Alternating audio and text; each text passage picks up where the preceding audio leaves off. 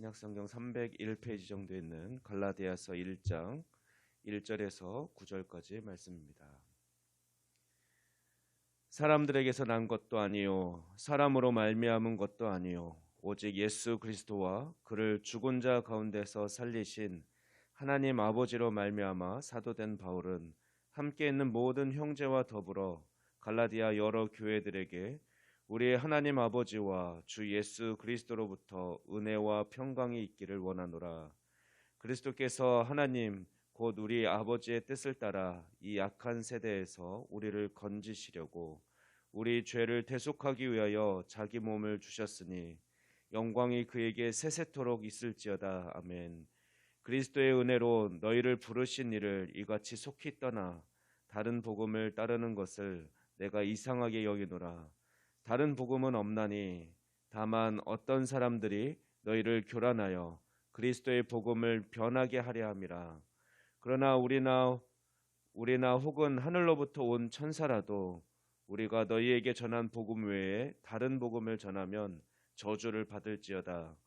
우리가 전에 말하였거니와 내가 지금 다시 말하노니 만일 누구든지 너희가 받은 것 외에 다른 복음을 전하면 저주를 받을지어다. 네, 갈라디아서는 작은 로마서로 불리기도 하는데 로마서와 함께 복음의 참된 의미를 기록하고 있는 바울 서신입니다. 갈라디아서는 바울이 2차 선교 여행 전에 안디옥에서 갈라디아 지방의 교회들에게 쓴 편지로 바울의 13개 서신서들 중에서 가장 먼저 기록된 말씀입니다. 갈라디아는 바울이 1차 선교 여행 기간에 세운 교회들이 있는 곳입니다.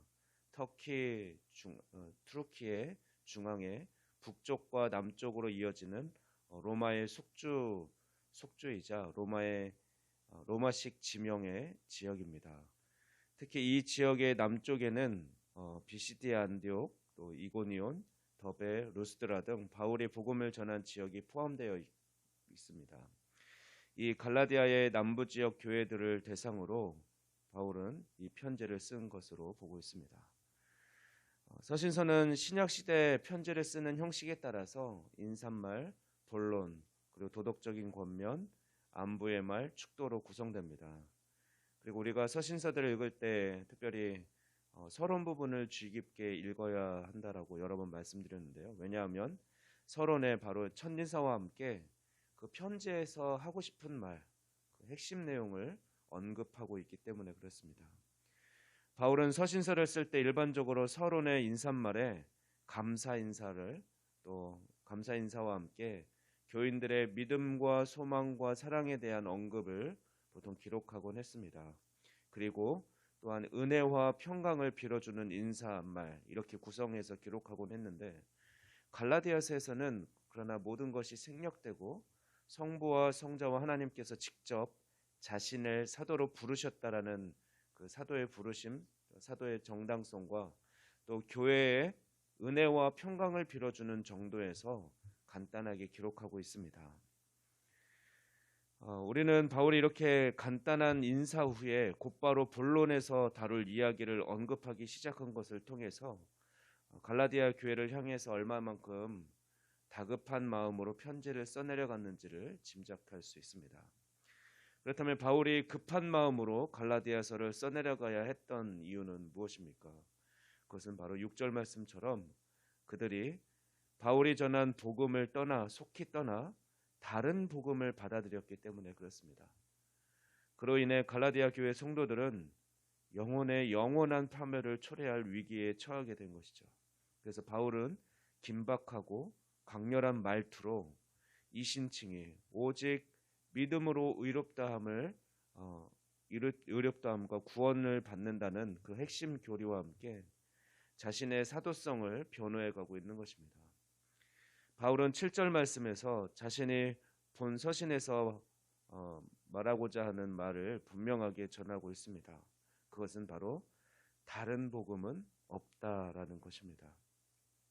바울은 1차 선교 여행 이후 예루살렘에서 온 거짓 교사들이 율법과 할례를 강조하는 그런 다른 복음을 전했는데 바울은 그들이 전한 것은 복음이 아니라고 단호하게 그렇게 분명하게 이야기하고 있습니다. 그것은 성도들을 교란하고 복음을 변하게 하려는 것이다라고 말합니다. 오직 자신이 전한 이신칭의, 믿음으로써 의롭다함과 구원받는 그런 복음 외에는 다른 복음을 전하면 그 복음을 전하는 사람이 아무리 천사일지라도 저주를 받을 것이다라고 강력하게 경고하고 있습니다. 바울이 다급함과 놀란 마음으로 갈라디아서를 써내려가며 복음을 다시 전해야 했던 그 바울의 심정을 생각해 볼 때 우리가 늘 진리 안에서 흔들리지 않고 깨어 있어야겠다라는 경각심을 갖게 됩니다.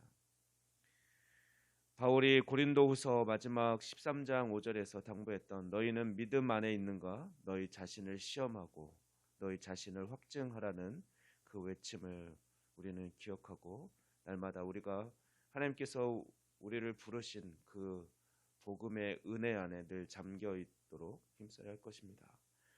오늘도 복음의 참된 의미를 묵상하시고 또 그 은혜 속에서 기쁨을 누리며 살아가는 저와 여러분이 되기를 소망합니다. 기도하겠습니다. 우리의 구원자 되시며 영원한 아버지 되신 하나님, 우리를 악한 세대 가운데서 건져주시고 우리 죄를 대속해 주신 구원의 은혜에 감사를 드립니다. 우리가 다른 복음이 아닌 오직 진리의 말씀 안에 거할 수 있기를 원합니다. 세상에서 들려오는 여러 가지 소리들과 또 여러 사람의 말에 귀 기울이지 않고 오직 주님의 말씀에만 귀 기울이며 아멘하는 우리가 되게 하여 주시옵소서. 오늘도 수많은 일들과 또 수많은 만남 가운데 우리를 선하게 인도하여 주시고 영광받아 주시옵소서. 감사드리며 이 모든 말씀 우리 주 예수 그리스도의 이름으로 기도하옵나이다. 아멘.